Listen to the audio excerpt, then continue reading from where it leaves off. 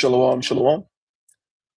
First and foremost, we want to begin by giving our praise and our glory unto Yahweh, Bahashem, Yahushai, Bahashem, Racha, double honors to the elders and to the apostles of the millstone, and enough respect to the brothers out there pushing and spreading the gospel of Yahweh, Bahashem, Yahushai to the four corners of the world.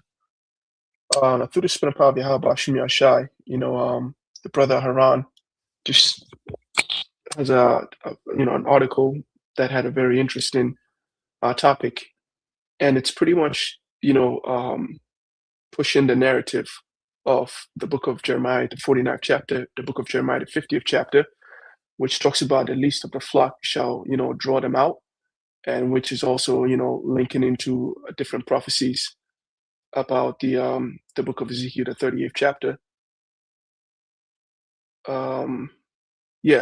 So what's pretty much happening is that have here the book of Psalms, the 2nd chapter, verse 1, it says, "Why do the heathen rage and the people imagine a vain thing? And the kings of the earth set themselves and the rulers take counsel together against the Lord Yahweh and against his anointed, saying, Let us break their bands asunder and cast away their cords from us. But he that sitteth in the heavens shall laugh. The Lord Yahweh shall have them in derision, right? He shall make a mockery of them." And so, you see how long the Lord gave these devils to build their kingdom. And when their kingdom was set up, or in the process of them building a kingdom, them making war against the saint and prevailing and coming into power and prospering, all these times, it never gave glory unto the Yahweh Bashim Yashai, though they never even thought it, a priority to make righteousness a course of life, right? A way of living. And so, they do all these things, and today is the day of recompense, right? Now that the spirit of life from God has entered into his men, that we go out there and we accuse them before the Lord, we bring out, the evil works. Now the day of recompense has come, right? As we said in the previous sit down, how the books have been opened before the firmament, before the judgment seat of the Lord. We go out there, and through the spirit, the Lord has pronounced or has brought out a verdict against these Edomites. That's why in the book of Psalms, the 2nd chapter, you see how the destiny that the Lord made for them from the very beginning, which is a destiny of destruction, is being made manifest now. They can no longer prolong it. What they want is peace. They want a new world order. They want, they really want to prolong their kingdom. But it seems like however far the further they go in life, or the harder they try to, break themselves from the bands of this destiny, they just can't, So I think, Haran, if you have the title, you can just read it, and you get a bit more information on that, and then let the spirit flow from there.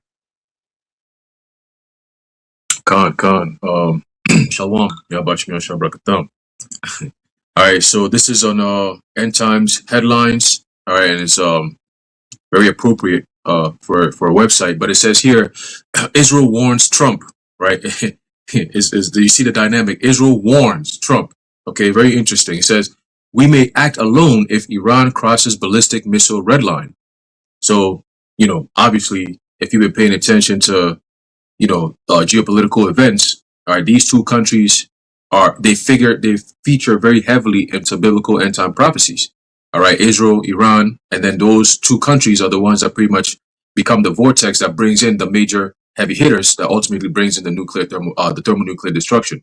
All right, the end of Esau's kingdom, as we've been talking about for years, right? So it says here, Israeli defense officials recently told their U.S. counterparts that Iran's ballistic missile program represents an existential threat, and that Jerusalem is prepared to act unilaterally if necessary, right? So, it's, again, was a few months ago, Trump went ahead and, bombed, all right, back, I think it was last summer, right, where they sent those airstrikes to Iran, and then they said that it was because Iran was building some type of nuclear, armaments, if you will, right? And that they had destroyed it. Everything is good now, so we're back to square one. We can move on and be happy again. Now Israel's coming out and saying that they have ballistic missiles and it's an existential threat, right? So they say one thing and then they do the other. So that's how again, the man of sin being revealed. his very actions, his very words, all right, are a testament against him. Okay. And of course, brothers have anything to say, you can jump in. I guess you wanna pick up or you wanna Um, continue? yeah, I just wanna, since you mentioned the vortex, the book of Jeremiah, the 50th chapter,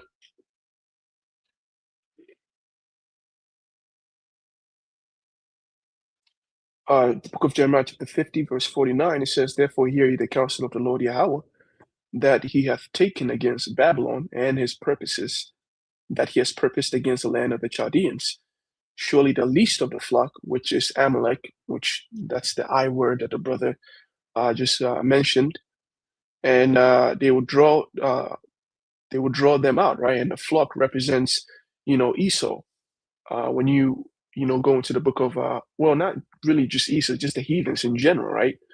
But Esau is primarily who the Amalekites belong to. That's their group that they belong to, and they are the least of them, right? When you look at how they live comparatively to the other Edomite nations, the smallest territory, small government, needs subsidizes. They need support in so many different arenas, and they act differently than how all these other nations act.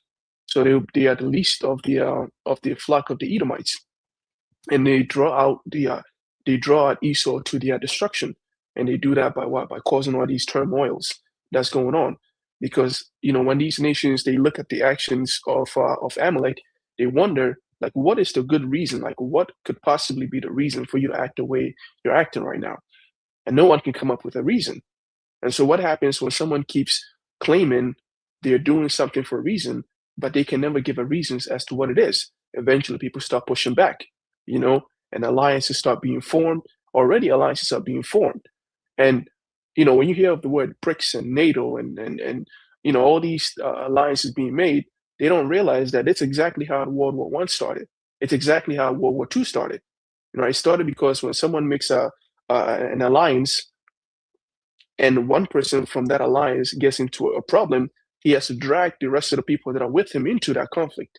And that is how, the Lord is creating this arena. It's kind of like a chain reaction, right? And he's preparing an arena for them to all meet in, so they can fight each other.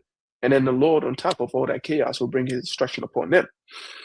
So and even if you go to the book of Jeremiah, the 49th chapter, the same judgment is spoken of, but it's sort of saying Babylon, the same Edomites, emphasizing how great destruction Esau's downfall is going to be. All right, so I think you can All right. continue on that. I got a quick precept. This is the book of Isaiah, chapter 14, verse 27. And just getting straight to the point, it says here, "For the Lord, Yahweh, Bahasham, YAHAWASHI of hosts, hath purposed, and who shall disannul it?" And when you disannul something, you basically make it void, right? And so the scriptures tell you the Most High declares the end from the beginning, right? We as prophets, we don't necessarily make things happen. We tell you the things that are already set to happen. But there is one who actually makes these things happen. Okay. When he declares the end from the beginning, he's the one making the end. And that's why he's telling you what he is going to do. It's like if an artist was going to paint a picture, right? Or somebody was going to build a project, they tell you, hey, I'm going to do this. I'm going to build it this way. I'm going to do it that way. And it turns out that way because they're making what it is they said they were going to do. That's how the Most High deals. So looking at these things that are happening on the earth today, it's no surprise because the Lord had already predetermined and preordained these things to happen for thousands of years. The different prophets and different generations came back. They saw the same things, just showed it different ways, from different angles, different perspectives. But majority of the prophets saw the very time that we're living in now. And now we are at the point where you're not guessing anymore, okay, as to like, oh, is this actually the place? Is this actually the time? We've passed that point.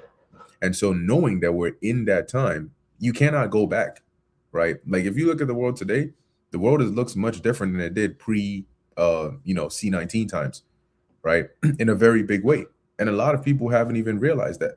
Yeah, they think, okay, they're no longer under certain restrictions, but the way the world is moving, Because what's this guy? It was Biden who said that during those times that we're in the New World Order, right? He came out and said that. And because people didn't see George Orwell 1984 the next day, they thought, oh, okay, he just said it. No, what he said was all the things that are actually gradually happening. And now look at the world today. So going back to Isaiah 14 and 27, it says, for the Lord of hosts hath purposed, and we know what he has purposed. Who shall disannul it? And that's a rhetorical question, because nobody can disannul the purpose of the Lord. And his hand is stretched out, and who shall turn it back? See, so the Lord is working, as it says in Psalms 119 and 126. It is time for thee to work, Lord, for they have made void thy law. The Lord is working, and nobody can pull his hand back. Nobody can tell him to chill. You just got to get out the way. If his target is not on you. If it is, then there is no way you're getting out of. Right? King David said that. If I make my bed in hell, you'll find me. If I go up, into the heavens, there you are. So there is no escaping the Lord. But we're now at the point where if you look around in society, and it becomes more and more obvious when shit is getting crazier and crazier, but the reaction of the people is being less and less. The amount of shit that you're seeing coming out today, like things that'll make your jaws drop and make your eyes pop wide open, you would expect that to be the reaction of the world. But it's like, wait, these these people made a bigger fuss over less big of a deal in the past. And now that the craziest things are, they're literally coming out and telling you, look, we practice satanic rituals, right? We're doing this, and this is what we're going to do to you. And people look at it like, yeah, okay, all right, it is what it is. And they keep it pushing. And we sit here and we look at it like, yo, is this the world today where you're talking about people betting on whether a man is going to wear a dress on a Super Bowl halftime? Like that's the thing. It's a thing. And when you look on the comments of that, it's not people saying, what the hell, like, what's going on here? You got people actually betting on that. This is the life that the world is in right now. When a society gets to this point, you don't reverse this. This isn't something you reverse. You know why? Because it didn't happen overnight. Like the saying goes, Rome wasn't built in a day.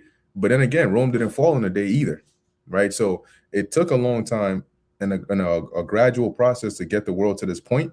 And it's not going to be fixed overnight, at least not in the same way.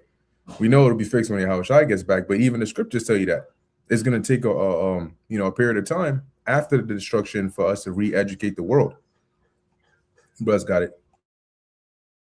Hey, I got a precept just to back up what you were saying, as far as the the times that we're living in, and the fact that what we're seeing is a escalation to a certain point, right, where everything will be fulfilled based off of what the word of YAHAWASHI has ordained, right? And the way that it's moving, it's like a train, right? A locomotion.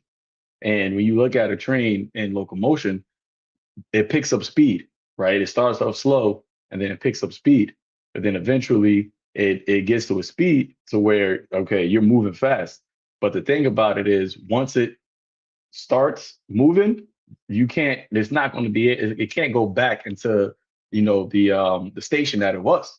And that's where we're at right now. We're in a point where, and the beautiful thing about it is, because time only goes forward, everything was always moving toward the end of this age, right? This is why the scripture says that Esau is the end of this world. So when the disciples, the men of old, the prophets of old, when they got these visions, right? Particularly when Ezra got that vision of Esau being end, Esau wasn't even in power. He wasn't even in a position of power. There was no Greek Empire, no Romans, none of that. But he received the vision of the end. And this is why he asked that question, which is what all of the righteous men ask, is when shall be the pottering asunder of times, right? When is it going to be when this happens? And that's why the answer was, well, Esau is the end. And we're now living in that point. We're living in the age where that is being, where that is manifested and it's being fulfilled, as it says in Second Ezra, the 9th chapter, that let me actually pull that up real quick. Second Ezra, chapter 9. I got it here in the GNT. It says, verse 6, I start at 5. It says, the beginning and the end of everything that happens in the world are clear.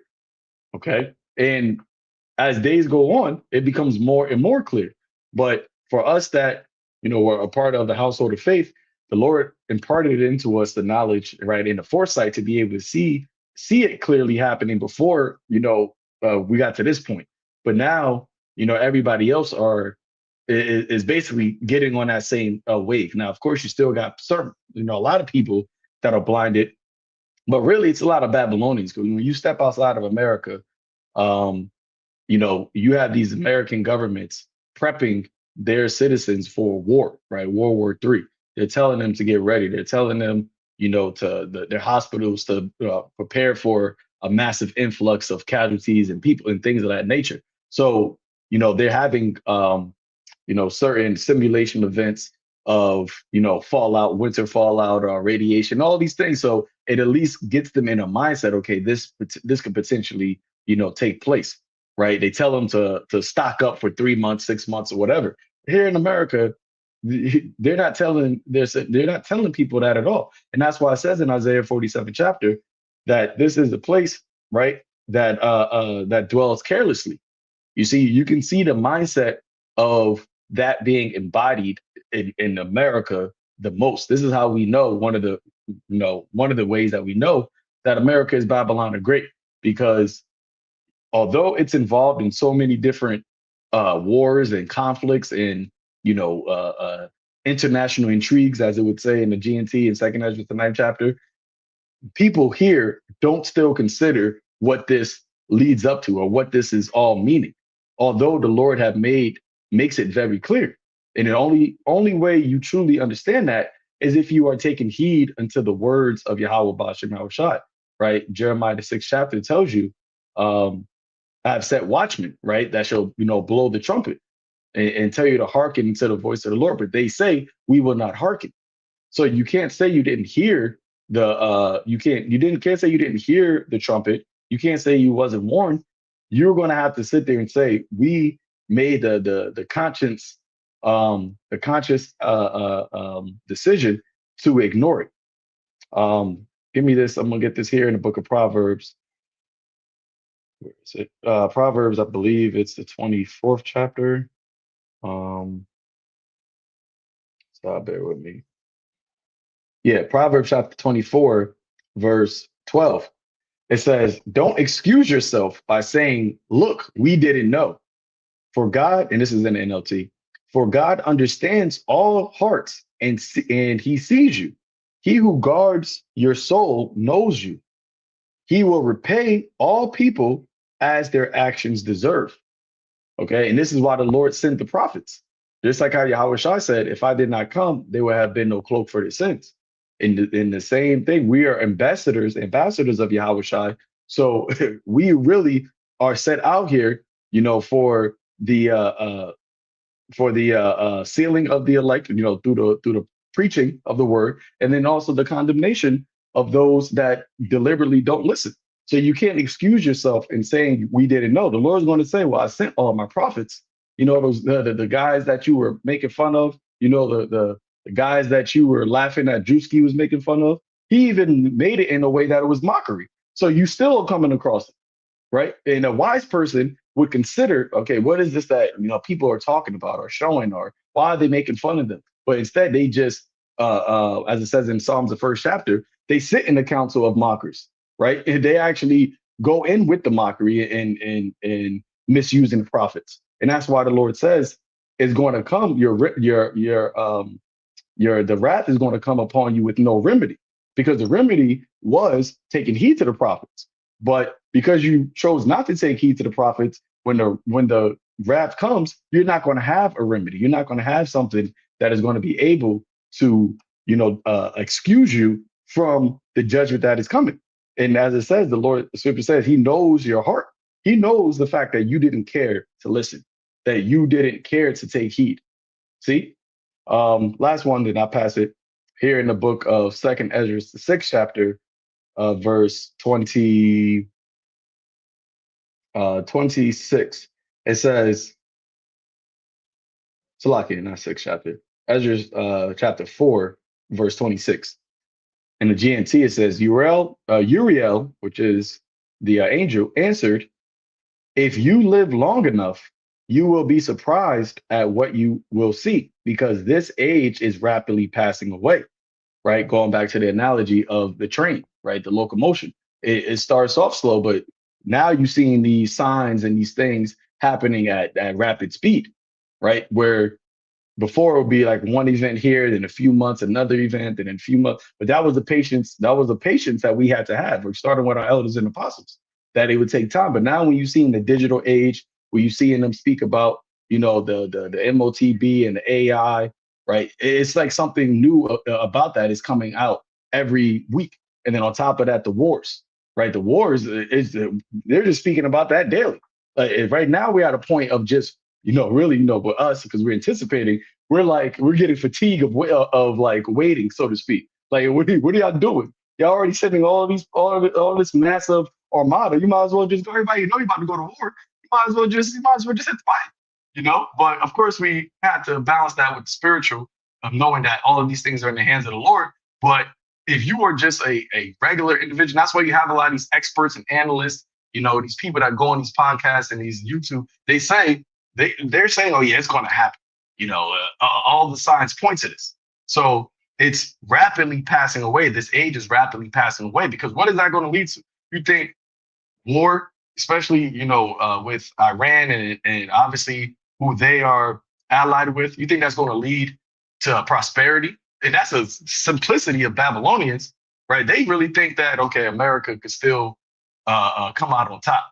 There is no coming out on top for you. And that's because you're not taking heed to what is written. It says, this age is so full of misery, verse 27, and imperfection, that it cannot hold all of the blessings that God has promised to the righteous in the time to come. And this is why we are hastening the coming of the day of the Lord, right? We are, looking for these events to take place, because we know that in order for us to get the glory, in order for us to get the peace in the kingdom, right, and everything that comes with that, this age got to go. All right. And the Lord allowed us to have an insight by way of his signs and the understanding to, give to us the knowledge of what that time is going to look like. What this age is going to look like. That's going to lead up into the new age, right? The end of your world, the end of your age. And there is no turning back. There's no prophecy that speaks of this is going to happen, and then we're just going to go back to normal, or go back to a time like before. You can't find one prophecy. The Lord said it is the very same time where he began to visit the world which he made. That's how the Lord always spoke about, out of the prophets, how the visions is always spoke about. It only just gets worse, right? Verse 28, Salakia, 27. It says, cannot hold all the blessings that God has promised to the righteous in the time to come. The evil about which you have asked me has already been planted, but the time for the harvesting is not yet. This evil must be harvested, right? Which is why Esau had to come and rule, right? The man of sin, the son of perdition, the wicked, the bases of man. The Lord set his kingdom for last, because you can't get more wicked than Esau, right? He let the Babylonians rule, the Persian Medes, the Hamites, all of them. He let them all rule, but it's never been as much wickedness as it is in Esau's kingdom. Going into what we were speaking about, the Epstein files and everything that they're coming out with. Yeah, you've had these ancient kingdoms and empires do these things, but not on the level that Esau's doing, because he's not only just worshiping. So you might have the Canaanites only worship Molech and then their other gods, but Esau's worshiping Molech. He's worshiping Marduk. He's worshiping Ishtar. He's worshiping Shiva. He's going to all the gods. He's bringing all of the idols here. But then at the same time, he says, but we hold up the Bible. At least these devils, at least these heathens, they say, we don't know nothing about the God of Israel. We're going to work with our gods. This devil says, we're going to do all this wickedness, but we're going to call ourselves the sons of God. That's what infuriates the Lord the most. And then on top of that, you're going to persecute the worst, your actual people. So the evil is already sown. And now is a time of the harvesting. And this is why we're seeing all of these things taking place. This is why we're seeing all of these things come to the light. Because as it says in Revelation 14 chapter, the Lord, I I think the angel told, the Lord basically to put his sickle into the earth for the harvest is ripe. Joel, the second chapter, speaks about that. Speaks about that as well. So the harvest is ripe. And as a farmer, you don't wait, right? When it's ripe, you want to eat a fruit. You go to the store. You look for the fruit that are ripe or just about to be ripe. And that's the time that we're living in, the age of the ripeness of the earth. That's a title right there. I'm trying to take.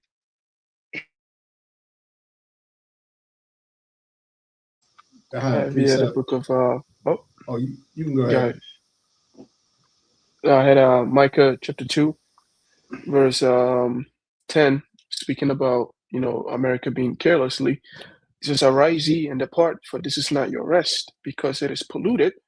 It shall destroy you even with a sore destruction." Now, the book of Micah 2 and 10, it's talking about the wicked Jakes and how a land where they thought they were going to be settled in forever was going to be a place where somebody will come in and exile them from that land.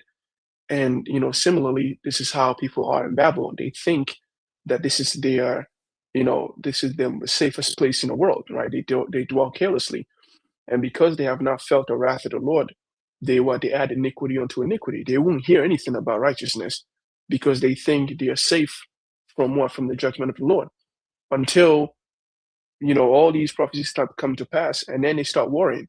If they don't worry, they become more and more foolish, right? Until the evil actually gets to them personally, and now they want to find out who the Most High is, And let us not forget that these were the same people who are actually saying that if God exists, why ain't He done this yet? Why, if He's going to do all these things, why hasn't He done it?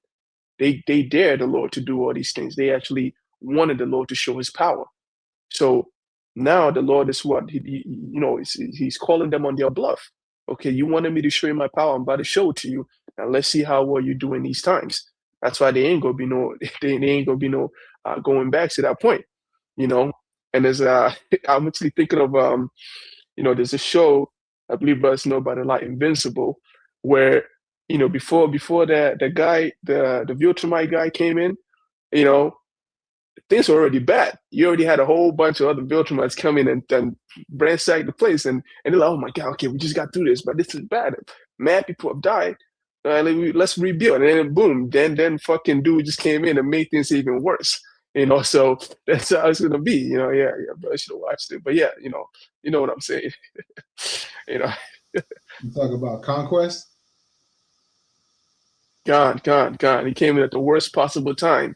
But that's how it's gonna be for people around here. Yeah, that's a dope show. I definitely advise brothers to check that out.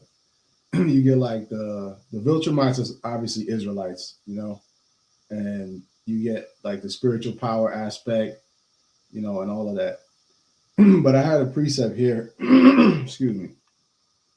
This is Jeremiah 23:16, and it reads, "Thus saith Yahawah of hosts, hearken not unto the words of the prophets that prophesy unto you." Oh, it's like, let me read up one verse. Jeremiah 23:15. "Therefore, thus saith the Lord of hosts concerning the prophets, behold, I will feed them with wormwood and make them drink the water of gall. For from the prophets of Jerusalem is profaneness gone forth into all the land."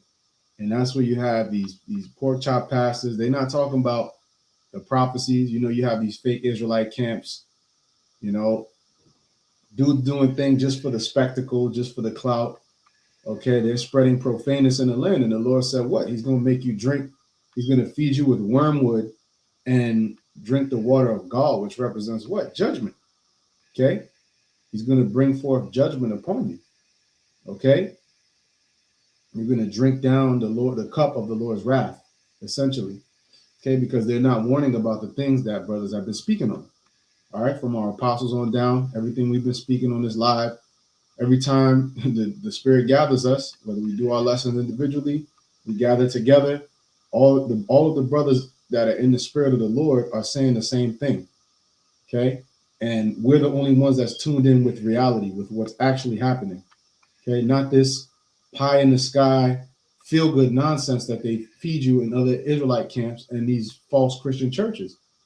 Because many of these Israelite camps have just become basically Christian churches, you know, with the Israelite twist. You got fringes on. It's like TD Jakes if you were to wear fringes and go up there. Okay? And you're not learning anything. You're not learning about the prophecies. Okay? Well, it says, going into the title, thus saith the Lord of hosts, hearken not unto the words of the prophets that prophesy unto you. They make you vain. Okay? And that's what it is. You become vain. You become filled with vanity. Your hopes are vain. Your desires are vain.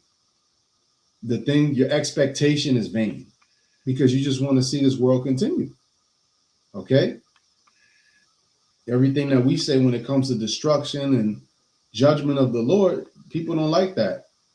You know, those are not quote unquote attractive topics for people. All right, but we love to hear about it. You know, we love to speak about it. That's really all we ever speak about is the judgments of the Lord, the ways of the Lord, what the Lord is doing, how he's about to do it, what he's done in the past. That's what our obsession is. That's how a wife is supposed to be. She's supposed to be obsessed with whatever the plan of her husband is. She's supposed to be obsessed with it and how she can support it. And that's what the elect is likened unto, the virgin, the chaste virgin of the Lord. Okay? And that wife is going to be obsessed with the will of her husband. Whatever plan he has going, she's going to have to get down with it. Okay? But it says here, what do the false prophets make you? It says they make you vain. They speak a vision of their own heart and not out of the mouth of the Lord. Okay, so they're not speaking according to YAHAWASHI. They want to come up with something else. Okay, they say still unto them that despise me, Yahweh hath said, ye shall have peace. And they say unto everyone that walketh after the imagination of his own heart, no evil shall come upon you. Right? God is good all the time. Nothing bad is ever going to happen to you. You know, you're going to just keep stacking up W's to the ceiling. You know, that's what they teach in these different churches and these different congregations, filling your mind up with vanity, man. You know, no evil will come upon you. Clearly, we're in a time of evil. We don't delude ourselves to think that, you know, or fill our minds up with delusions amongst ourselves and those of you that listen to us that we're not going to face tribulation. We're in an evil time. So to not be aware of that, you know, you're lost, man. You know, you're lost. Okay, the Spirit is not with you. So it says, for who have stood in the counsel of the Lord and have perceived and heard his word? Obviously, they have not stood in the counsel of the Lord. Obviously, they have not received the counsel of the Lord. Okay, and heard his word. Who have marked his word and heard it? You see? So which of them has actually paid attention to what the counsel of the Lord is? They want to speak their own flattering wickedness, man. Flatteries and lies, man, and vanity. Doctrines of men. Okay? But when you come to the true prophets, you're going to get a breakdown of what's happening in this world currently. Okay? Anything you ask, well, what's happening over there? Through the Spirit of the Lord, we'll be able to give you an answer. And if we don't have the answer, we'll pray to the Lord, do our research, and get you an answer. Okay? And if we can't, there's going to be another brother out there that can. That's why we're a body. Right? And it says here, behold, a whirlwind of the Lord is gone forth in fury, even a grievous whirlwind. It shall fall grievously upon the head of the wicked. And that's what's going to happen when the Lord brings forth his judgment. His anger is going to go forth as a fiery storm. Okay? When YAHAWASHI returns, man. And it says he's even going to give his men power. And we're going to have power to mount up with wings as eagles. All right?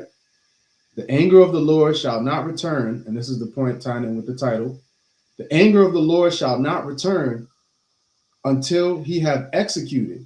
You see, and who's that grievous storm is going to fall upon the head of the wicked. The furious anger of the Lord is going to fall upon the head of the wicked, which is the elites, man.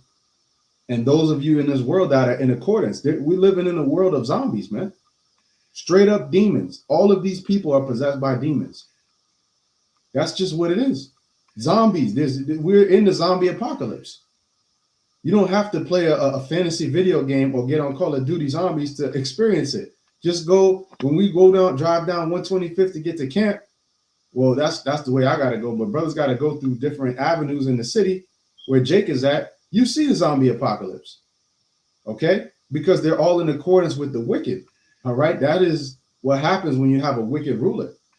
The anger of Jeremiah 23:20, the anger of the Lord shall not return. All right, meaning he's not going to pull it back, right? Until he hath executed, until he hath performed the thoughts of his heart. In the latter days ye shall consider it perfectly. You see, and this is what has happened. In these latter days, the Lord has put the Spirit on us once again, and it's right on time, because now is the time where we need the Spirit the most. We need guidance. With all of the evil that's happening, if you don't have direction, if you don't have the Lord, you're finished, man. You know, that's the scariest thought that we meditate on. One of the scariest thoughts we meditate on, if not the scariest, is if we didn't have the Spirit right now, where would we be? If we didn't have the Spirit right now, what would we be thinking about all the things that's happening around us? Okay, I'm going to read it in the NLT and I'm going to pass it to the next brother. The anger of Yahweh will not diminish until it has finished all he has planned.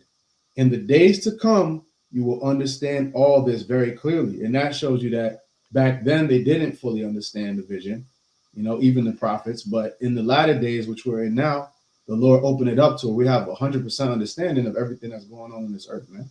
All of the prophecies of old that were dark sayings to the men of old that preceded us, we have a full understanding of it, and we can break it down to you and give you 100% truth. You know, so it's up to the Lord whether you're going to receive it or not, and only the elect is going to receive it. All right, so there's no going back. We're at the point, we're at the point where the Lord, his word does not go out void. It goes out and it accomplishes what he desires, and it's clear that that has happened. All right, and any second now you're gonna have a black swan or something major, and famine of the word is going to break out, and you're not going to see us no more. So you better get this word while you can. You know, that's it for me. Beautiful. Yeah, I'm gonna go back to the article real quick. It's got a little information in there, so we're gonna jump on it real fast. It says I'm gonna start from the top. It says Israeli defense officials recently told their U.S. counterparts that Iran's ballistic missile program represents an existential threat and that Jerusalem is prepared to act unilaterally if necessary. It says, according to secretary sources, Israeli intentions to dismantle Iran's missile capabilities and production infrastructure were conveyed in recent weeks through a series of high-level exchanges. Military officials outlined operational concepts to degrade the program, including strikes on key manufacturing sites. And we know that's going to be pretty much the beginning of fireworks, because the Iranians will retaliate. All right, and that's what's going to start building up the tensions for actual World War III. Where we're talking like countries that are supposed to be in World War III assembling, all right, in the Valley of Jehoshaphat. You're going to start seeing that, all right, because of Israel's the Israelis actions, if you will, right? It says, quote, "We told the Americans we will strike alone if Iran crosses the red line we set on ballistic missiles," end quote. The source said, adding that Israel is not yet at that threshold, but is continuously tracking developments inside Iran. Okay, so it's again, hey, it's all through the spirit. All right, this is all part of what YAHAWASHI said. He said, "What wars and rumors of wars." Okay, we are in that time. Okay, he said, after all these things is what the beginning of sorrows. You got, like Bakar was saying, you got people right now who are, very much in tune with this whole Super Bowl thing. I'm like, yo, bro, like they're saying when you go back into the economy, right? You're looking at the economy right now based on what the data is showing, right? Whatever data they be collecting, they're saying that where we are right now in terms of the economy is worse than the Great Recession back in 08, 09. Okay, So if that's the case, back then, people losing jobs, right? It was job security was an all-time low. They say right now it's worse than back then. But yet you still got people going around to do the Super Bowl shit. It's like they just living life like everything is good. I saw people go to a grocery store. The grocery store was packed today. Why? Because it's Super Bowl Sunday. You see, they're always stuck into this bubble of this fake reality. They don't want to get out of it. All right, and it's a quote from Noam Chomsky. He said, "The population, the majority of people, right, have no idea what's actually going on. Okay, and they don't even know that they don't know about the things that's going on. They don't know that they don't know. All right, so people like that, what are you gonna do with? What are you gonna do with people like that? Because that's the byproduct of the propaganda machine known as America and Israel. All right, they've done a great job, and I actually have a quote I want to read real quick from Edward Bernays, and he's top notch propagandist. All right, he said modern propaganda is a consistent, enduring effort to create or shape events to influence the relations of the public to an enterprise, idea, or group. Okay, so that's exactly what modern propaganda is, and that's why you have people today when all hell is breaking loose, geopolitically, domestically, all hell's about to break loose for them, and they're still out here focused on Super Bowl. Like most people don't even watch football, but because it's a thing that everyone is doing, oh, let me go do it too. Let me go buy wings. Let me go sit behind the TV and watch. I don't know who's playing. I don't even follow football, but that's the thing that Americans are doing today. It's Super Bowl Sunday, so we just gonna partake in it. They don't know why. They just do it because it's a ritual. Okay, it's based on nothing but sports. And what is sports? Sports is just anything to take your mind off of serious matters. That's what sports is there for. Okay, serious shit is going on. Give them bread and circuses so that they can shut up and we could keep doing what we're doing. We pay these niggas millions of dollars to keep you niggas distracted with sports betting, all this different fucking whole ass shit, man. Okay? Again, Aldous Huxley said all these things. He said, give them alcohol and technology, and they're going to build a whole prison that they're not even going to see as a prison. That's what you see right now. You got it, bro. Yeah, just to land back off your point, there's certain cats I grew up with where, and I never understood. I'm like, these niggas will lose their mind if there's no football. Like during the summertime, it's like it's nice out, you can enjoy it, and then like they're like itching for football to come back on. I never understood it. And now being in the truth, I'm like, oh, because your life is miserable and you live vicariously through football players and, you know, whatever's going on the screen, all the crowds and the spectacle of it. But if you were to take that away, strip down all of the things that people actually live for, they'll want to kill themselves based off of the vain life that they're forced to live in Babylon, you know, and they live for this shit. If there's not professional sports, you got certain men that'll literally be in a deep, dark depression. That's pathetic, man. As a man, you should have some purpose to live other than this bullshit. You know, there's some brothers that might watch sports. You know, I like to, sometimes I'll watch. I probably will watch the Super Bowl later, whatever, but I'm not living for that, you know? I'm not living to watch basketball. We're not living for this bullshit. If the Lord, if we could have the option to say, you know, burn all this right now immediately, or you can stay here, you already know what we're gonna pick. But you got people that actually will instead of choosing the kingdom, they'll choose this so that they could watch the Hawks go against the Patriots. And then once that's over, what's the next fix? This shit is gonna come and go. Then you're gonna have all the simps run into the grocery store for Valentine's Day. Okay, that's the next fix. Then the next fix up Cinco de Mayo. Spring is coming, so they got Easter. All of this fucking bullshit, man. You know. So when you look at the life here, it is no life. It's just straight vanity. Con. Yep. And then they're gonna be in vanity, and then the missile's gonna drop on their ass because they're not paying attention, right? Like the lesson we did, last lesson we did, which was if you don't see it happening, you're not gonna see it coming, right? And people not watching. They're not. That's why YAHAWASHI emphasized pray. It says watch as well as pray. Okay, watching is a very important thing, especially in these times. Because if you don't watch, you're not going to see, right? You just got to watch. You got to be able to watch so you can see what's going on, right? Even when you're crossing the street, they always teach you. Nowadays, they don't, because they have the street light thing there, so people don't use their brain to see, oh, there's a car coming or not, I can cross now. Because everything is digital. It's all there for you. You wait before you could cross. You wait for all the cars to stop because you're sheeple. We need to guide you so you don't get hit by a car. It's stupid shit. America, bro.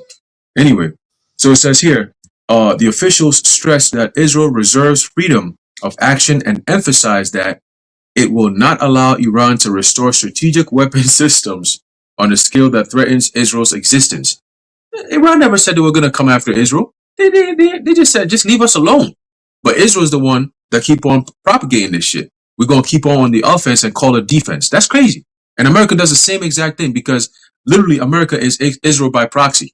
All right. A lot of people be like, oh, what you mean by that? Well, when you see Netanyahu pull up to the White House, what happens? You see your president pull the chair out for him, say, sit down, and you tap him on the shoulder. All right. You ask him if you want some water to drink. You want some cookies too on top of that? We'll get the milk ready if you want. For dessert, right? He's getting ready. What do you want to eat for dinner tonight, BB? Right? We'll make it. I'll have Melania in the kitchen real quick. You know what I'm saying? He gets treated like high level, man. To the point where even some of the people that be in the reps in the White House, they dislike BB because of how he looks down on everyone when he's there. A lot of people say that people who be working over there in the hotels and all that, they say, man, this nigga is a dirty motherfucker. He comes in, he throws shit around. I'm like, damn. This is who they are. And it's not hard to believe. Why? Because that's how they listen to how he speaks, right? He's very brash. You know what I'm saying? Yeah, this is Israel. We're going to take over. This is a country that. But shut the fuck up, man. We're tired of this nigga already, bro. Right? And he's going to lead America straight to that war, man. And we've been telling you, those who are not watching, this is what's coming. It says one defense official described the current moment as a historic opportunity, quotes, to deliver a significant blow to Iran's missile infrastructure and neutralize active threats to Israel and neighboring states. All right, so they always got to tie everybody else in. This is why we say Israel is going to be that vortex. They're tying everyone in by default, man. But we got to do this because if not, then all of us are going to be messed up. And then guess what? They're going to bring everybody in there, and it's going to be like Turkey going to jump in and be like, "Yo, we're not dealing with this." Turkey's a NATO country. Okay, so if there's beef between Israel and Turkey, America has to make a decision, and we know based on what Denmark and Greenland and all that, we know where America is going to be at, right? They're willing to burn bridges for their own interests, all right? At the behest of Trump saying, "Hey, we're going to go in there and do what we got to do," they're going to do it. They have the technology to do it, and they have the backing power of YAHAWASHI to do these things. It's all to fulfill biblical prophecy. Okay, y'all brothers got it. Hey, quick thing. I just want to mention, like, based off, what we've been saying, what you've been saying, backing off that point, they're so out of touch with reality. The missiles could be dropping, and these niggas will be putting up memes that, wow, we got nuclear Armageddon before GTA 6. That's how stupid niggas are. And honestly, that very well may be happening. When the shit goes down, you're gonna have niggas making memes and shit. What do you do, man? Get his ass out of here, What you gonna do with somebody like that? They make a joke out of everything. Wow, we got the Epstein files before GTA 6. They act like GTA 6 is the Messiah or something. It's a stupid fucking game, all right? Y'all got it. Yeah, Con. And hey, at the end of the day, just like the times of old, except this is on a much higher scale. We've seen how the story plays out, again, time and time again. It's the same repeat story with the same people doing the same things, angering the same God. The only exception is that this time the Lord is not gonna wound you. Okay, he's going to destroy you. And then he's basically gonna do what he wanted to do with Moses, but with the elect. He's gonna tell you, look, I'm gonna just start off with you guys, all right, because there's no point in delivering the whole entire nation. They're beyond deliverance. They are the bones that stayed dry bones in the valley. Not every bone in there got the breath in it. Some of them just stayed the spirit case. Oh no, I'm sorry, I can't help this one. No, that nigga too dry. You know what I'm saying? Just passed over. Passed over. Just passed over that. Because some of them they just can't get it. And it's like that. The spirit of truth comes and it just passes right by them because they're too dry to receive the word. So what do you do with bones like that? You burn them up. And then they're gonna come back again. And something I was thinking about is the last thing I'll say. But one thing I was thinking about was how the scriptures talk about those that will inherit the kingdom, you know. And we know that you're going to have all Israel in the kingdom. But when you really think about it, there's a difference between going into the kingdom through salvation, right? Going through the doors versus being born as a child in the kingdom. Because really, if you were born as a child of the elect, you're being born into, you could think of it like the inheritance of your father. Okay, you're going to get an inheritance from your father, which is one of the elect members, but they're going to get it directly from the Lord. Okay, they're going to directly get the fulfillment of that promise. So they're going to actually get to enter or inherit that kingdom through salvation.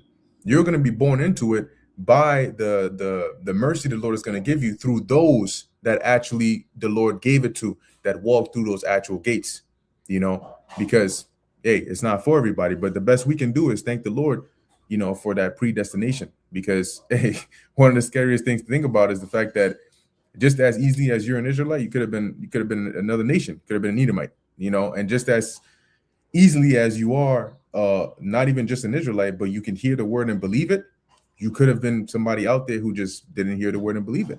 So we didn't, like, when the scriptures talk about narrow escape, look at how many spirits are actually created. Right now, there's like what, close to 9 billion people on the planet. That's not counting those in the spirit world. That is a lot of spirits. If you were to do a ratio of 144,000 compared to billions, okay, that is a lot of spirits for the Lord to have said, boom, you, I'm gonna give you this word. So be grateful for it, man, because, hey, it is what it is. Yeah, that's all I got. It's a like a 0.000001% chance, something like that.